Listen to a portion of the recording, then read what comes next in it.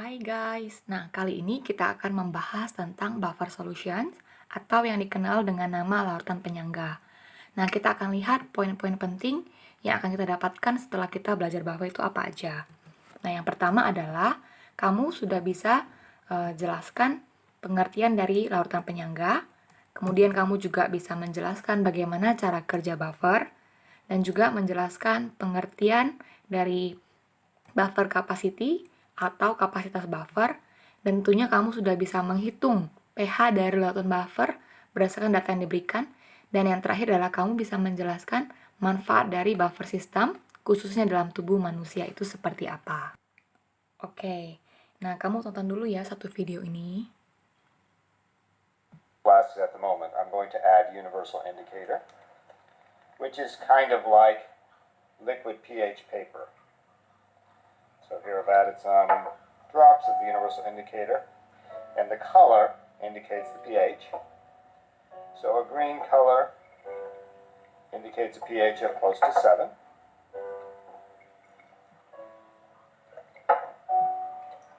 And these have the same color because Oke, nah jadi di video ini ditampilkan dua buah wadah yang berisi air yang kemudian diberikan pewarna. Karena nanti kita akan lihat perubahan warnanya itu seperti apa. Nah, karena ini zatnya sama, maka kedua buah wadah ini mempunyai pH yang sama. haven't added anything other than water. So now I'm going to add a buffer to this flask. Oke, nah di dalam wadah yang kedua ini nanti akan diberikan zat buffer. Buffer I'm using will make the pH certified 7.00 plus or minus 0.02 pH units. It comes in this little pill. I empty the contents into the flask. The buffer salts will have both a weak acid and its conjugate base. That will make the pH be 7.00. Very similar color to what we originally started. That indicates the distilled water also has a pH very close to 7.00. Now I'm ready to challenge these solutions with acids and bases. I have 1 molar HCl, a strong acid. Oke, nah jadi ke dalam masing-masing wadah ini nanti akan diberikan 1-2 tetes asam klorida 1 molar.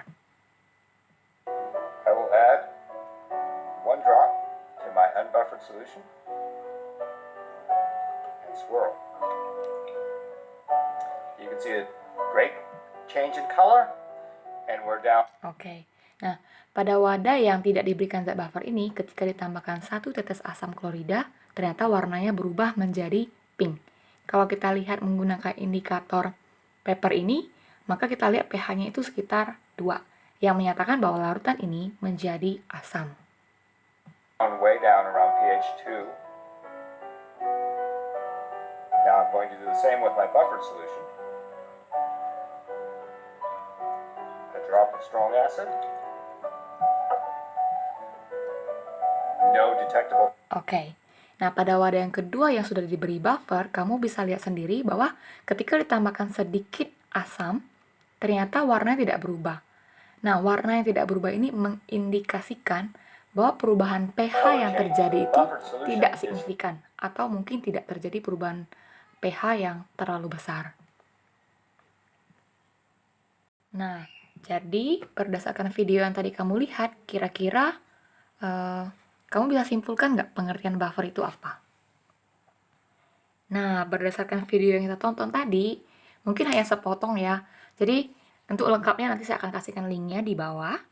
Nah, larutan buffer itu adalah larutan yang dapat mempertahankan pH-nya ketika ditambahkan sedikit asam atau sedikit basa.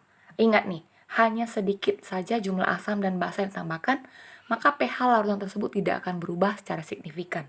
Nah, tidak akan berubah di sini, maksudnya akan tetap terjadi perubahan pH, namun sangat kecil, sehingga dianggap tidak signifikan atau tidak mengalami perubahan pH yang berarti. Nah, berikut kita akan lanjutkan dengan jenis-jenis buffer. Nah, buffer sendiri ini dibagi menjadi 2 jenis. Yang pertama adalah buffer asam dan buffer basah. Nah, Buffer asam ini adalah campuran dari asam lemah dengan basa konjugasi yang berasal dari garam. Kemudian kalau buffer basa berarti campuran dari basa lemah dengan asam konjugasi yang berasal dari garam. Jadi kalau kita lihat di sini, maka ada dua komponen yang penting di dalam buffer. Yang pertama itu adalah harus mengandung asam atau basa lemah, dan yang kedua harus mengandung asam atau basa konjugasi. Nah, kedua komponen ini wajib ada dalam larutan buffer. Nah, sekilas, buffer ini ternyata sangat penting, khususnya dalam tubuh manusia, karena dia berfungsi untuk menjaga atau mempertahankan pH dari darah. Nah, sebagai informasi, darah ini punya pH sekitar 7,35 atau 7,4. Sedangkan kalau pH di lambung kita itu sekitar 1,5. Nah, pH ini kenapa perlu dijaga? Karena ada sebagian enzim yang bisa bekerja pada pH-pH tertentu. Sehingga kalau pH kita, darah kita, berubah secara signifikan, itu pasti akan sangat mengganggu kerja enzim, dan pada akhirnya akan mengganggu seluruh sistem organ yang ada dalam tubuh manusia. Nah, oke. Kita akan ke contoh komponen-komponen buffer. Nah, tadi sebelumnya kan saya sudah bilang kalau larutan buffer itu wajib mengandung dua komponen. Pertama adalah weak acid atau asam lemahnya, dan juga basa konjugasinya. Kemudian basa lemah dan asam konjugasinya. Jadi dua komponen ini wajib. Nah, kenapa saya tidak tulis garam? Karena yang bekerja ini bukan garam, tetapi adalah konjugasinya. Nah, contoh nih, misalnya ada asam lemah HCN, maka basa konjugasinya adalah CN-. Ini sudah pernah dibahas khususnya di bab hidrolisis ya. Jadi tentang konjugasi itu apa, kita sudah belajar di bab hidrolisis. Nah, yang perlu diingat untuk kerja buffer adalah supaya kamu tahu kenapa ini asam lemah atau basa lemah atau asam kuat basa kuat. Nah, maka kamu perlu mengingat 6 jenis asam kuat apa aja dan 6 jenis basa kuat apa aja. Kita ulang sama-sama ya. Jadi, untuk 6 basa kuat itu adalah LiOH, NaOH, KOH, MgOH 2 kali, CaOH 2 kali, dan BaOH 2 kali. Sedangkan untuk asam kuat, 6 asam kuat, yang pertama adalah HCl, HBr, Hi, HNO3, H2SO4, dan HClO4. Maka di luar daripada masing-masing 6 yang tadi disebutkan, berarti dia termasuk ke asam dan basa lemah. Nah, coba lihat soal ini. Manakah di antara 4 ini yang termasuk larutan buffer atau bisa dibuat sebagai sistem buffer? Nah, kita harus ingat bahwa tadi buffer itu harus mengandung dua komponen. Yang pertama adalah harus mengandung asam lemah dan basa konjugasinya, atau basa lemah dengan asam konjugasinya. Atau lebih gampangnya kita bilang asam lemah dengan garamnya atau basa lemah dengan garamnya. Nah, kita analisa nih dari 4 ini mana aja sih yang bisa jadi buffer. Kita lihat dulu yang A. A, ingat, asam ini ciri khasnya apa? Depannya adalah H, ada atom H-nya di depan. Nah, ini depannya adalah H, HF, HBr, berarti yang sebelah kanan ini semuanya adalah asam. Nah, H3PO4 termasuk nggak ke 6 asam kuat tadi? Enggak ya, berarti H3PO4 adalah asam lemah. Nah, ini apa nih kalau tidak ada H di depan, tidak ada OH di belakang, maka kita bisa kategorikan dia sebagai garam. Nah, berarti ini adalah pasangan buffer karena dia mengandung asam lemah dengan garam. Maka A bisa jadi buffer. Sedangkan yang B kita lihat. B, asamnya dulu. HClO4. HClO4 tadi termasuk salah satu 6 asam kuat. Nah, jadi HClO4 di sini sudah pasti bukan termasuk sistem buffer. Kita lanjut yang C. HF. HF adalah asam lemah. Maka C pun bisa, karena dia mengandung asam lemah dengan garamnya. HBr termasuk asam kuat dengan garamnya, maka tidak bisa jadi buffer. Jadi dari keempat contoh ini, yang bisa dibuat menjadi sistem buffer adalah A dan C. Oke, kita akan lanjut ke cara kerja buffer. Nah, di sini diberikan contoh sistem buffer yang mengandung asam lemah, yaitu cuka, asam asetat, dengan garamnya. Nah, di sini kita akan bagi menjadi dua reaksi. Nah, asam lemah, cuka, semua asam atau basa lemah ketika dilarutkan dalam air itu tidak akan terionisasi sempurna atau hanya sebagian. Maka kita akan gunakan panah bolak-balik. Jadi panah bolak-balik ini artinya reaksi ini reversible. Jadi ion-ion yang dihasilkan itu jumlahnya akan sedikit, sedangkan jumlah molekul senyawanya itu akan lebih banyak daripada ion-ion yang dilepaskan. Nah, maka di sini kita bisa simpulkan bahwa jumlah asam lemah dalam sistem reaksi ini lebih tinggi daripada konsentrasi ion-ionnya. Sedangkan garamnya, nah ini adalah garam. Garam akan terionisasi sempurna menghasilkan ion-ionnya. Di sini kita akan karena terionisasi sempurna, maka kita gunakan satu panah. Nah, ion yang dihasilkan adalah ion asetat, CH3CO- seperti yang di atas, dan Na+. Nah, karena ini terionisasi sempurna, maka jumlah konsentrasi dari ion asetat ini akan tinggi. Nah, jadi ingat, buffer system itu kan harus mengandung asam lemah dan basa konjugasinya. Kedua ini harus dalam konsentrasi tinggi.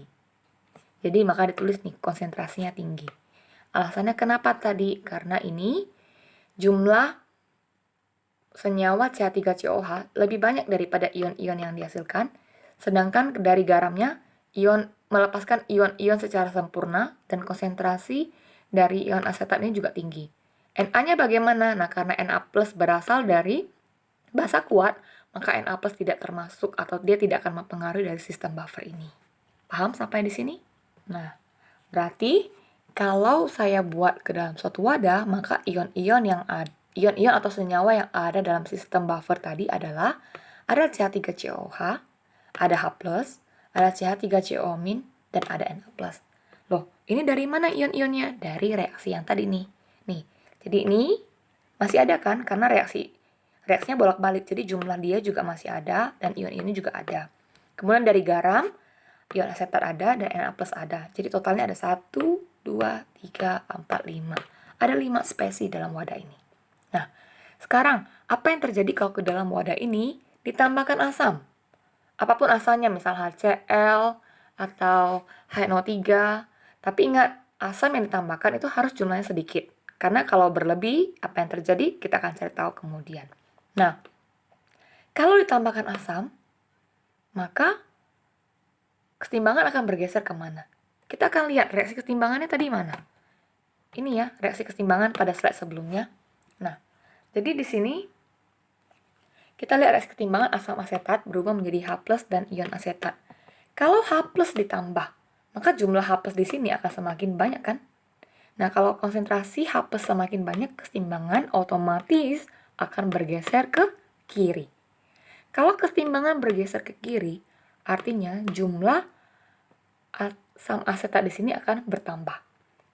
Nah, kalau bertambah berarti kan logikanya harusnya larutan ini sifatnya akan semakin asam karena semakin banyak asam asetat yang dihasilkan. Nah, mesti diingat, tadi penambahan asamnya jumlahnya banyak atau sedikit? Sedikit ya. Nah, kalau sedikit berarti pertambahan asam asetat juga sedikit kan? Nah, misalkan mula-mula ada asam asetat sebanyak 1 mol. Sedangkan asam yang baru ditambahkan itu jumlahnya 0,001 mol. Berarti jumlah asam asetat yang baru sekarang berapa totalnya?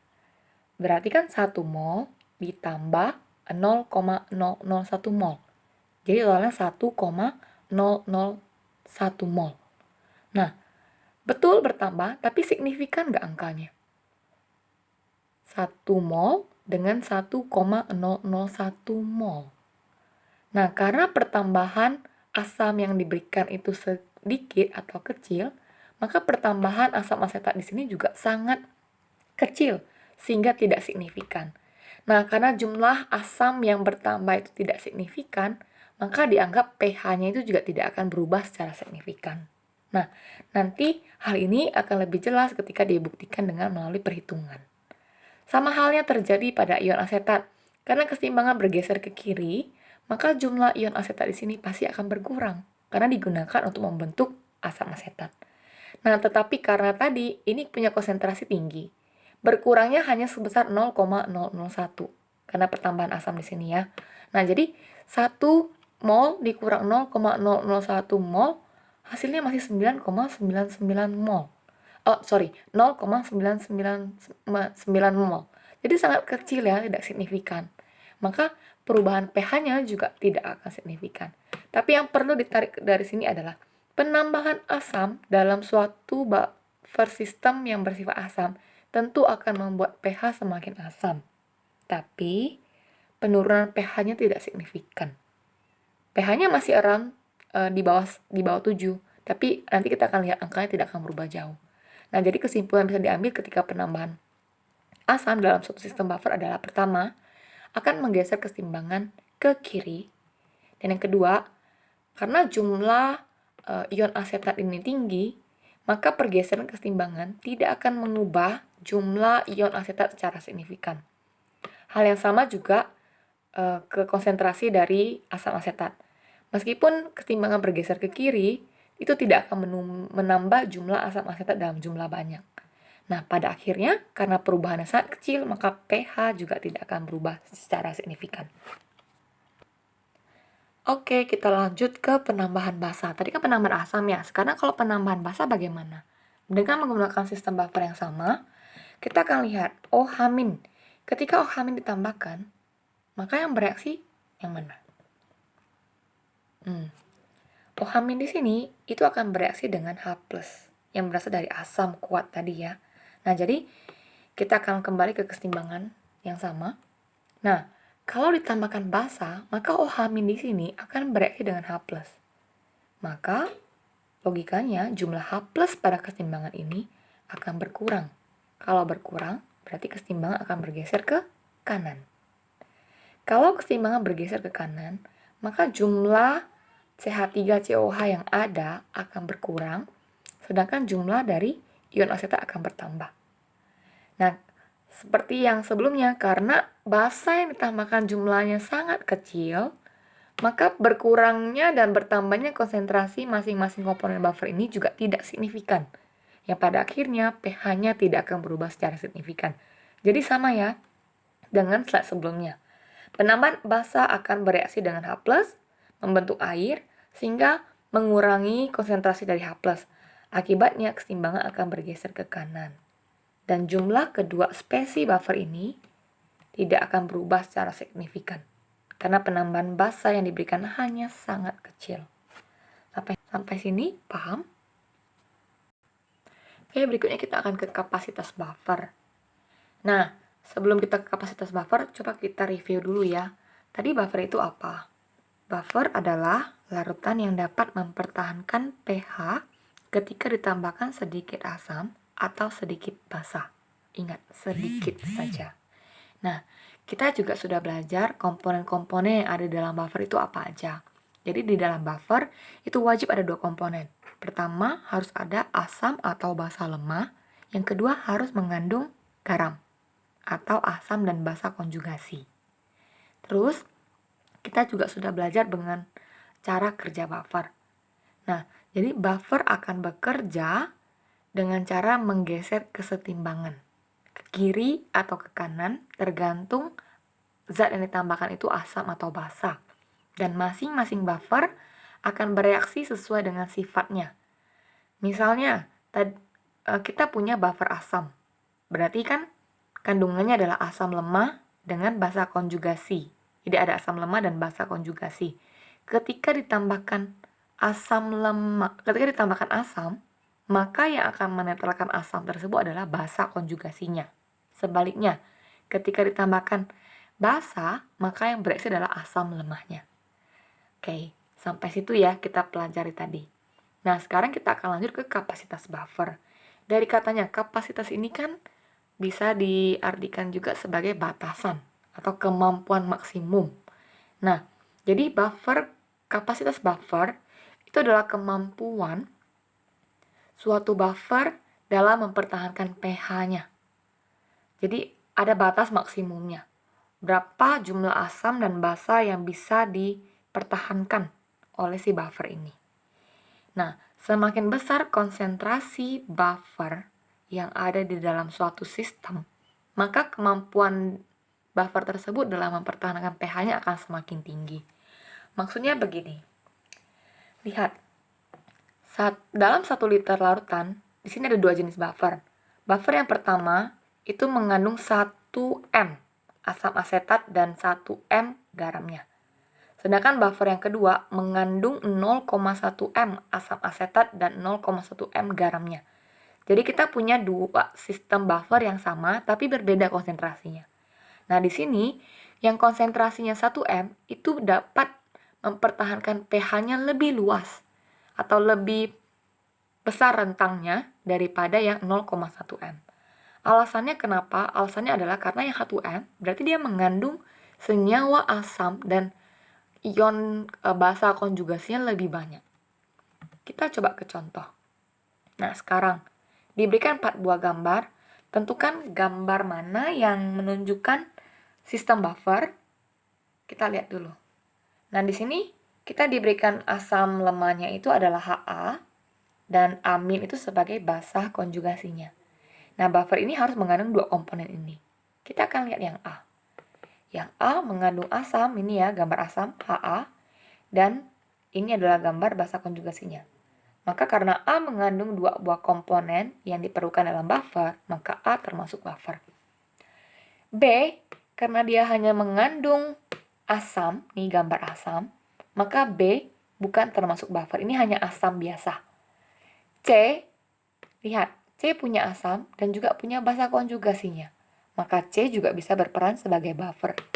D hanya mengandung basa konjugasi, maka D bukan buffer. Jadi yang buffer adalah A dan C. Nah, sekarang di antara buffer yang ditentukan, manakah yang mempunyai kapasitas buffer lebih besar? A dan C sama-sama buffer. Yang membedakan keduanya adalah jumlah atau konsentrasi dari senyawa asam dan basa konjugasinya atau konsentrasi masing-masing spesies yang dibutuhkan dalam buffer. Di sini kita hanya punya perbandingan 3:3. Kalau di sini kita punya asamnya 1, 2, 3, 4, 5, 6. 6:6. Maka tentu yang C akan lebih besar kapasitas buffernya daripada yang A. Sampai sini ada yang mengerti? Ada dong ya, masa nggak ada? Oke, nah sekian untuk video kali ini. Untuk perhitungan akan dilanjutkan dengan video yang berikutnya. Bye-bye.